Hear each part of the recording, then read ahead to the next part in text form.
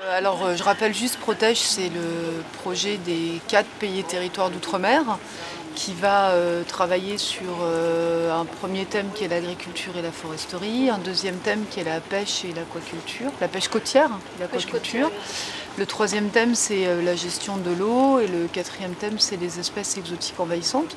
On va essayer de travailler aussi ensemble, c'est-à-dire que les thèmes travaillent aussi les uns avec les autres. Par exemple, là, on vient de voir des femmes artisanes qui vont aussi travailler avec des lianes qui sont considérées comme des espèces envahissantes et qui vont les utiliser pour travailler en matière artisanale, pour les valoriser. C'est quoi les projets spécifiques de Wallis et Futuna en matière agricole ou d'ailleurs en matière artisanale sur l'utilisation de la forêt ou du pandanus? Nous, au niveau de l'agriculture, thématique agriculture, on essaye à ce que l'agriculture soit durable, bien sûr. On va travailler sur l'agriculture biologique. On va essayer de mettre en place tous les principes de l'agroécologie.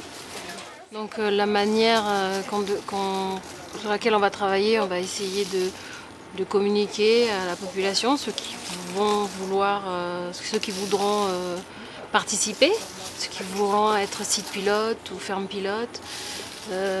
La particularité de Wallis et Futuna, c'est son contexte local, c'est le social. On est dans la coutume, on a une coutume qui est particulière, donc il faut qu'on puisse développer le secteur primaire en fonction de cette coutume, prendre en compte les particularités des peuples insulaires et après essayer de l'appliquer et de faire développer quelque chose de durable, quoi.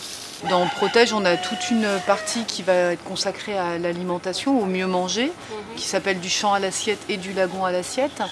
Qu'est-ce que tu vois comme initiative qui pourrait être développée? On a un taux de mortalité important au niveau des maladies non transmissibles qui sont dues majoritairement à l'alimentation. La population s'est trop orientée vers les produits transformés. Moi, je pense qu'il faudrait d'abord les inviter à recommencer, à revenir vers les bases.